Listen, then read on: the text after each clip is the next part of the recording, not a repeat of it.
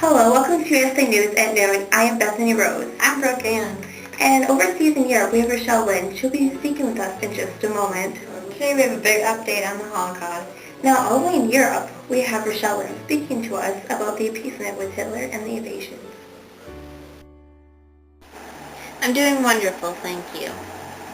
I've spoken with a few anonymous people dealing in appeasement with Hitler. I've gathered quite a bit of information. Czechoslovakia refused at first, but later was convinced to agree. There was an agreement between the United Kingdom Prime Minister and Hitler, stating that only he could take a little of Czechoslovakia's independent land and no more. Why this land? The most reasonable answer is that the people there mostly spoke German. This appeasement was a plan to prevent the war any further, which sadly failed. In the end, Chamberlain and Daladier turned over Sudetenland to Germany, and Hitler broke his promise and took over all of Czechoslovakia. It's now a part of the German territory. How awful. Did you find out anything else? Yes, in fact, I recently found out that numerous countries have been invaded by Germany, including Poland, France, Denmark, and many more. First off with Poland. Germany and Poland had a treaty separating East Prussia from Germany. Hitler wanted to reclaim it, but Poland refused the help of the United Kingdom and France. All three of the countries also hoped for the Soviet Union to help them, but Hitler and Stalin became allies, shocking everyone. Their plan was to split Poland in two. The United Kingdom and France didn't want to take chances fighting and wanting to defend their own countries. Following Poland came Denmark and Norway. The two countries wished to remain neutral. Until Germany invaded on April 9th, Hitler attacked because he relied on the countries for shipments and feared that Britain would put explosives in the coast to prevent them from getting shipments from. Denmark surrendered the day after the invasion, while Norway didn't suffer until 2 months later.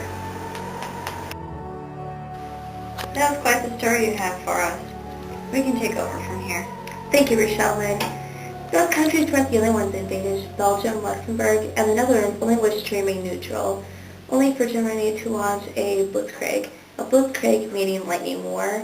The countries surrendered between 1 to 10 days. When British and French forces rushed into Belgium, they fell on a German trap because the King of Belgium surrendered. This left about 35,000 Allied troops behind, and the British Royal Air Force losing over 100 warplanes. The upcoming event after that was the fall of France. France wanted to fight the battlefront and build the Maginot Line for a strong defense. Unfortunately, Hitler's army with aircraft and tanks broke the line, making their way to northern France. France was at a loss and agreed on an armistice.